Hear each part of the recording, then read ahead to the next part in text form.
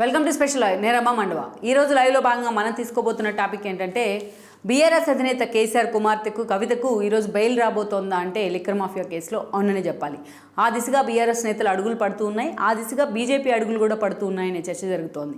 ఇది పూర్తి స్థాయిలో బీఆర్ఎస్ వైపు నుంచి ఒక ఎండార్స్మెంట్గా ప్రకటన రానప్పటికీ కూడా బట్ అదే స్థాయిలో ఈరోజు కవితకు బెయిల్ రాబోతోందన్న చర్చ జరుగుతోంది.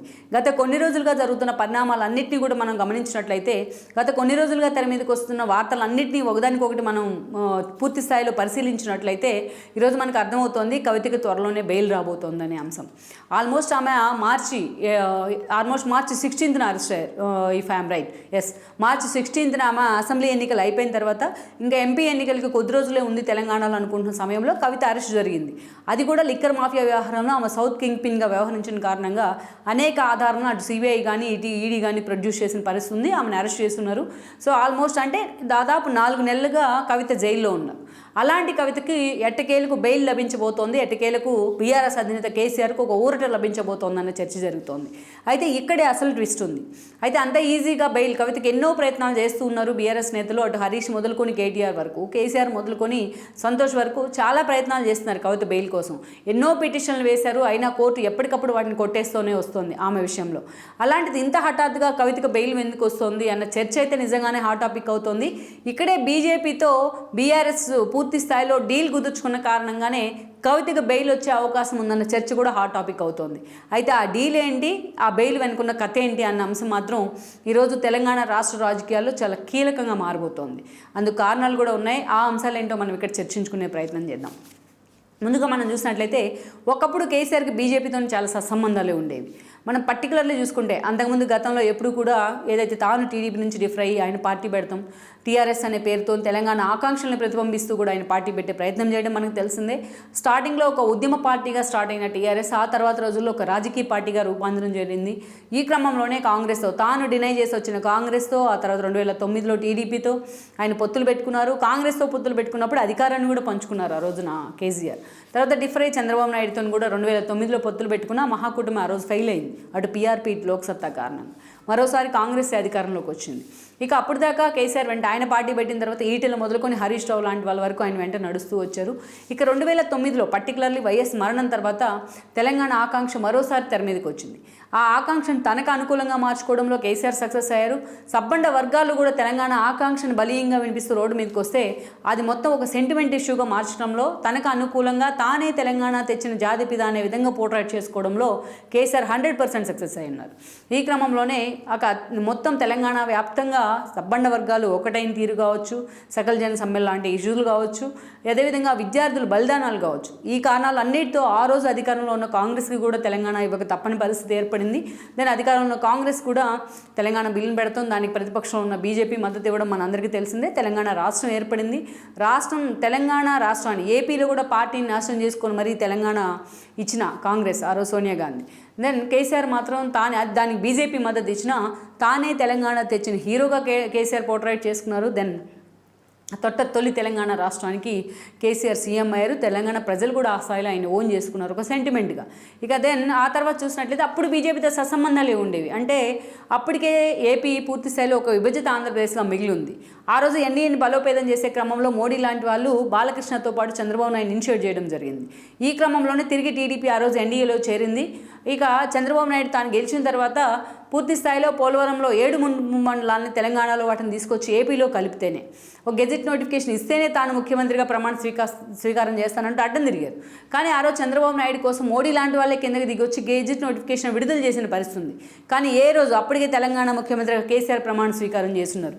ఏ రోజు దాన్ని అడ్డుకోనో ముమ్మండలాలు కలవడం తప్పనో బీజేపీని కేసీఆర్ క్వశ్చన్ చేయలేదు. ఇక అనేక సందర్భాల్లో 5 ఏళ్ల పాటు బీజేపీకి ఆయన లాయల్గానే ఉంటూ వచ్చారని అనుకోవాలి. 5 ఏళ్ళు కాదు, 4 ఏళ్ళు. 2018లో ఆయన ఏడాది ముందస్తు ఎన్నికలకు తెరదీశారు, ఎలాంటి కారణము లేకుండానే.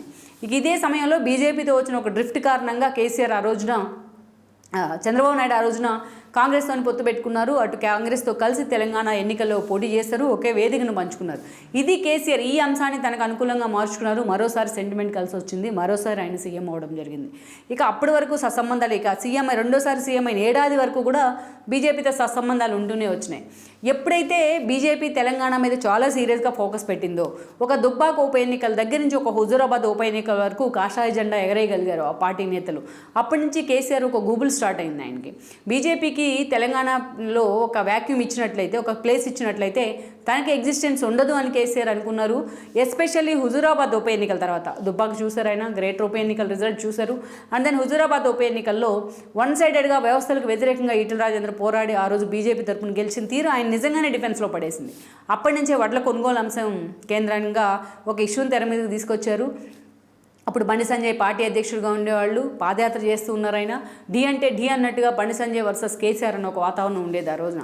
ఈ రెండు పార్టీల మధ్య అసలు కాంగ్రెస్ రాష్ట్రంలో ఉందా లేదా అనే పరిస్థితి ఒక నలిఫై అయిపోయింది కాంగ్రెస్. ఆ స్థాయిలో బండి సంజయ్ని ఒక హీరోగా ప్రాజెక్ట్ చేసిన ఘనత కూడా కేసీఆర్కే దక్కుతుంది.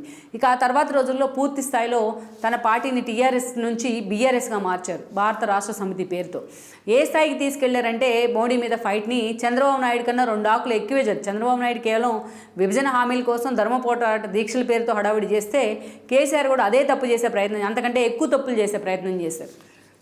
అనేక రకాలుగా కేసీఆర్ చంద్రబాబు నాయుడు తన వ్యక్తిగత విషయాల కోసం ఫైట్ చేయలేదు 2014 పరిణామాల తర్వాత. బట్ కేసీఆర్ మాత్రం పార్టీనే ఏకంగా బీఆర్ఎస్గా మార్చేశారు. మహారాష్ట్ర మొదలుకొని ఏపీ వరకు అనేక చోట ఆ శాఖలను పెట్టున్నారు. ఢిల్లీలో హడావిడిగా ఒక పార్టీ ఆఫీస్ను ఓపెన్ చేశారు. తాను ప్రధాని ఎందుకు కావద్దు, 3వ ఆల్టర్నేటివ్ని ఏర్పాటు చేస్తానంటూ కూడా గాయగత్తరు లేపుతానంటూ హడావిడి చేశారు. తెలంగాణ ప్రజలు రైతు సొమ్ములను తీసుకెళ్లి అటు యూపీలో, అదేవిధంగా ఇటు మహారాష్ట్ర లాంటి చోట రైతులకి, పంజాబ్ లాంటి చోట్ల రైతులకి ఇచ్చారన్న ఒక అపప్రదను కూడా మూటగట్టుకున్నారు ఆయన. సో ఇక అదే స్థాయిలో పూర్తి స్థాయిలో బీఆర్ఎస్ని జాతీయ రాజకీయాలు అప్లిఫ్ట్ చేయబోతున్నాను, తానే కాబోయే ప్రధాని, తెలంగాణ వాడు ప్రధాని ఎందుకు కాకూడదు అంటూ కూడా ఆయన మీడియా మీట్లో ప్రతిసారి కూడా మాట్లాడేవాళ్ళు. అలా బీజేపీ అన్నా మోడీ అన్నా ఒంటికాలతో లేచిన సందర్భాలు ఉన్నాయి. ఈ క్రమంలోనే ఒక దశలో నువ్వా నేనా అన్నట్టుగా బీజేపీ వర్సెస్ బీఆర్ఎస్ అన్న పరిణామాలు మాత్రమే రాష్ట్రంలో ఉండేవి. అయితే ఒక మునుగోడు పోయిన తర్వాత బీజేపీ ఒక డీలా పడింది. ఇక అప్పటి నుంచి fight between Congress and BRS అంటూ మలుపు తిరిగింది. ఎందుకంటే అదే సమయంలో కవిత మీద లిక్కర్ ఎప్పుడైతే కేసీఆర్ వాళ్ళకి ఎదురు తిరిగే ప్రయత్నం కానీ, అంతేకాదు ఇక్కడ ఇంకొక కీలకమైన అంశం ఏంటంటే కేసీఆర్ బిఎల్ సంతోష్ లాంటి వాళ్ళని కూడా ఎమ్మెల్యే ముడుపుల కేసులో వాళ్ళందరినీ ఇరికించే ప్రయత్నం చేశారు. ఆయన పెద్ద ఆధారాలు ఎక్కడ కూడా మీడియా ముందు ప్రొడ్యూస్ చేయలేదు. అదంతా ప్లాంటెడ్ ఇష్యూ అనేది కూడా ఆయన తెలిసిపోయింది మొదటి రోజే అందరికీ. ఆ స్థాయిలో ఆర్ఎస్ఎస్ నేతలను కూడా దానిలో ఇన్వాల్వ్ చేసే ప్రయత్నం చేయడం మాత్రం అది బీజేపీ నేతలకు ఆగ్రహాన్ని తెప్పించింది. ఈ సమయంలోనే కేజ్రీవాల్ లాంటి వాళ్ళు లిక్కర్ మాఫియా కేసులో ఎలా ఇన్వాల్వ్ అయ్యారనే అంశాన్ని సిబిఐ కానీ అటు ఈడీ కానీ ఎప్పటికప్పుడు దాన్ని ఫోకస్ చేస్తూ వస్తున్నాయి. ఈ క్రమంలోనే ఏపీలో విజయసాయిరెడ్డి అల్లుడు వరుస అయిన సరిచంద్రారెడ్డి అరెస్ట్ అయి ఉన్నారు. ఇక వైఎస్ఆర్సీపీ ఎంపీగా ఉన్న మాగుంట శ్రీనివాసరెడ్డి కొడుకు మాగుంట రాఘవ అరెస్ట్ అయి ఉన్నారు.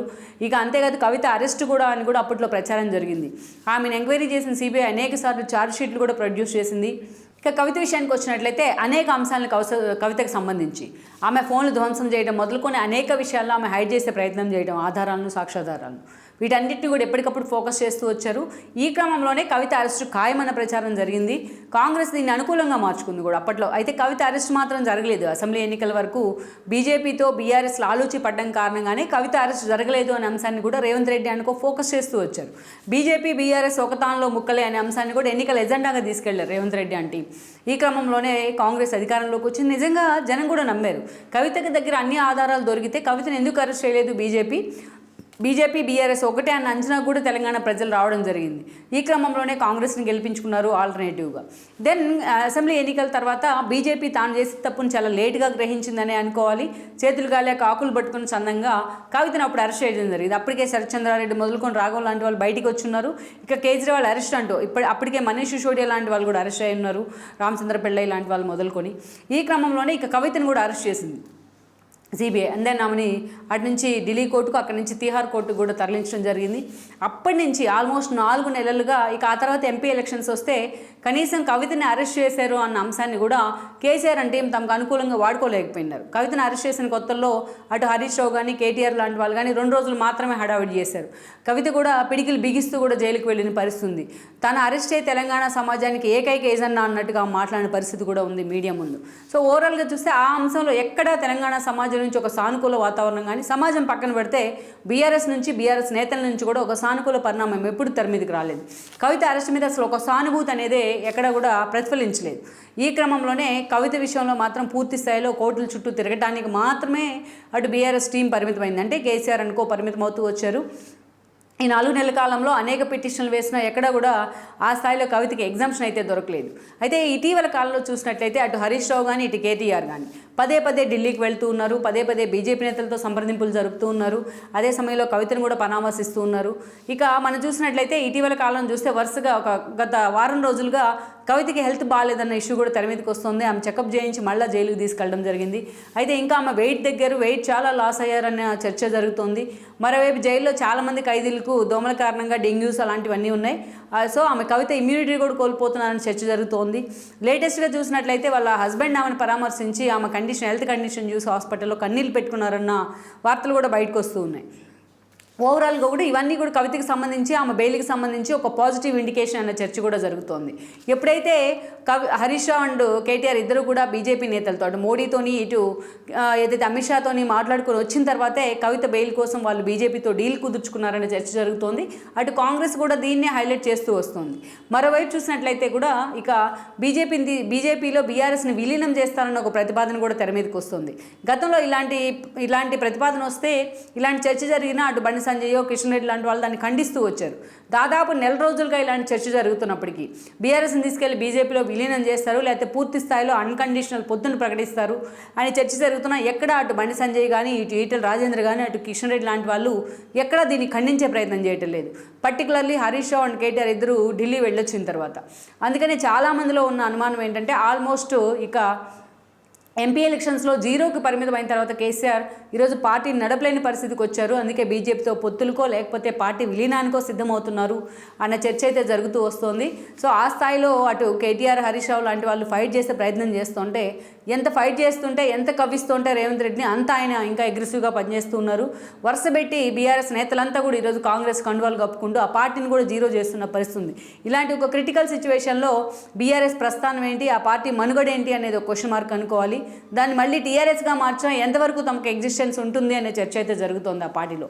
ఈ క్రమంలోనే బీజేపీ పెద్దలతో అల్టిమేట్గా కవిత బెయిల్ కోసం వాళ్ళు సంప్రదింపులు జరుపుతున్నారనే చర్చ ఉంది. ఇప్పటికే ఆ సానుకూలంగా బీజేపీ నుంచి స్పందన వచ్చిందనే లీకులు కూడా బయటకు వస్తున్నాయి. ఈ క్రమంలోనే కవిత ఆరోగ్య కారణాలని హైలైట్ చేస్తూ ఆమెను హాస్పిటల్ అడ్మిట్ చేసిన విషయాన్ని హైలైట్ చేస్తూ బెయిల్ పిటిషన్ మరోసారి వేయబోతున్నారంటున్నారు. బీజేపీ కూడా అందుకు సానుకూలంగా ఉంది. బీజేపీ పైకి మాత్రం ఈడీ సిబిఐ చూసుకుంది లిక్కర్ మాఫియా వ్యవహారం అని చెప్తున్నా బీజేపీ దాన్ని వెనకుండా నడిపిస్తుంది అనేది ఎప్పటి నుంచో ఉన్న విమర్శ కూడా. సో అలాంటి సిచ్యువేషన్లో ఈరోజు బీజేపీతో డీల్ కుదుర్చుకున్న కారణంగానే కవితకు బెయిల్ వచ్చే పరిణామాలు అయితే ఉన్నాయని కూడా చెప్తున్నారు. సో ఓవరాల్గా అయితే త్వరలోనే కవిత అయితే రిలీజ్ కాబోతున్నారు అంటున్నారు. బట్ అది ఎన్ని రోజుల్లో అనేది ఒక క్లారిటీ అయితే రావాల్సి ఉంది. సో కవిత ఆరోగ్య దృష్ట్యా బయటకు వస్తున్న లీకులు కూడా అందులో భాగమేనని కూడా ఇంకో చర్చ అయితే జరుగుతుంది. ఇట్స్ ఓవరాల్గా మరి బీఆర్ఎస్ బీజేపీ మధ్య ఎలాంటి సానుకూల సంకేతాలు ఉన్నాయని అనేది మాత్రం కవిత బెయిల్ వచ్చినట్లయితే అది ఈజీగా ఆ సానుకూల సంకేతాలు ఏంటి అనేది ఆ రాజకీయ పరిణామాలు ఏంటి అనేది పూర్తి స్థాయిలో కూడా బయటకు వచ్చే అవకాశం అయితే ఉంటుంది. ఈ వీడియో మీకు నచ్చినట్లయితే please share, like and subscribe R24 Telugu.